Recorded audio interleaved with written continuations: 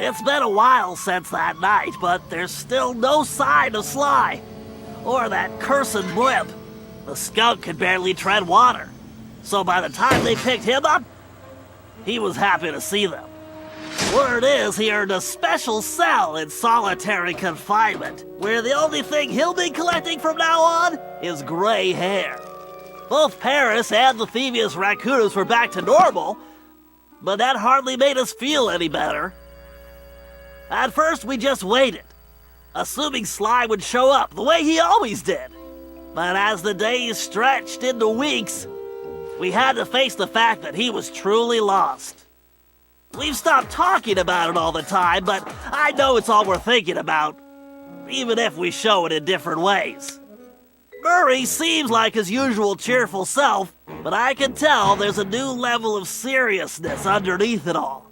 He's on the professional wrestling circuit now, and he's really been pushing himself.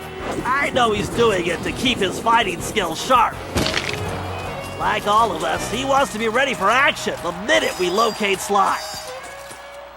Carmelita returned to Interpol, where she threw herself into her work, busting criminals at a record pace. She's been so busy, I haven't seen her for a while now. My sources tell me she's conducting her own investigation into Sly's whereabouts. Out of everyone, I think she took his disappearance the hardest, even if she never shows it. At least not in public. As for myself, I continue to search. Even using all my technology, I haven't found a clue. The time machine is no help since we need to know where Sly was for that to work. I get discouraged sometimes, but I'll never give up. Because I know Sly's out there, and I know that wherever he is, we will find him.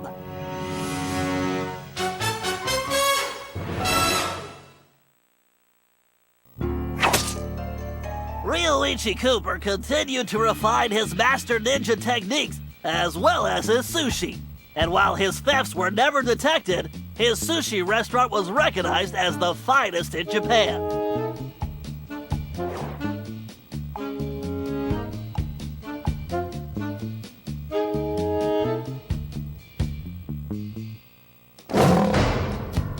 El Jefe remains behind bars.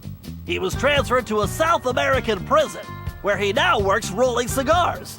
Unfortunately for him, there's no smoking allowed.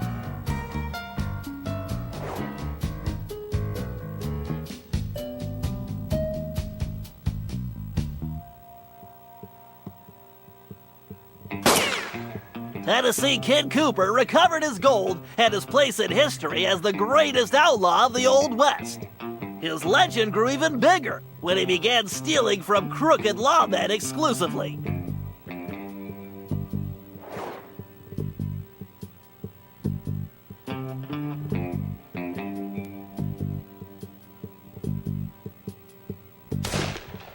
Toothpick was arrested and became part of a chain gang working on the railroads. He eventually went deaf and faded into obscurity.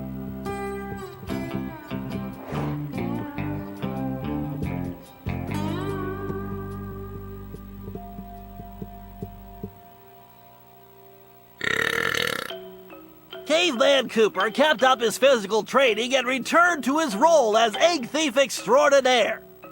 Perhaps most importantly, he pioneered the use of his cane as a tool for thieving.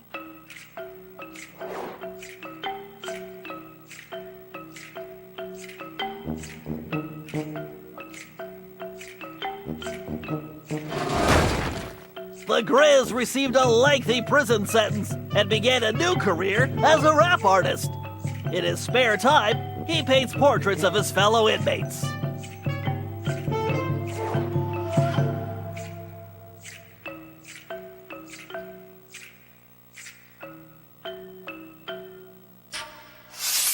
Sir Gallup Cooper returned to his heroic adventures and went on to form the Knights of the Cooper Order, a gallant group that stole from corrupt nobility. He also became a successful, if overly dramatic, actor.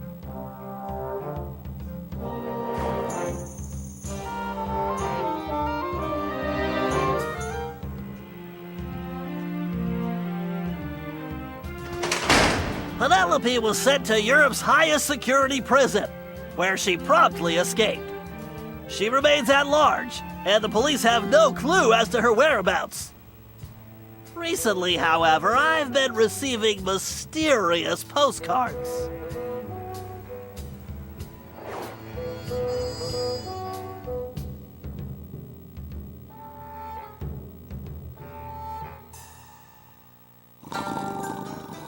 Salim Al-Kupar finally retired from thieving and took a long nap. Then he dreamed up a lucrative new business. Parking his camel around town, he sold snacks to hungry customers.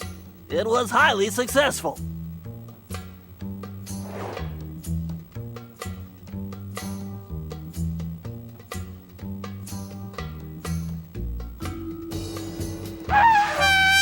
After being locked up, Miss Decibel decided to make some changes. She had the horn removed from her trunk, enrolled in anger management classes, and began teaching music to other prisoners. With continued good behavior, she might get an early parole.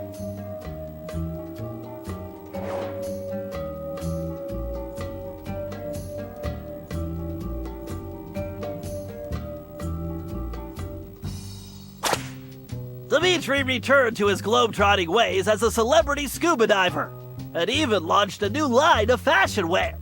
He's so successful, there's a new reality TV show chronicling his adventures. It's called Disco Diver.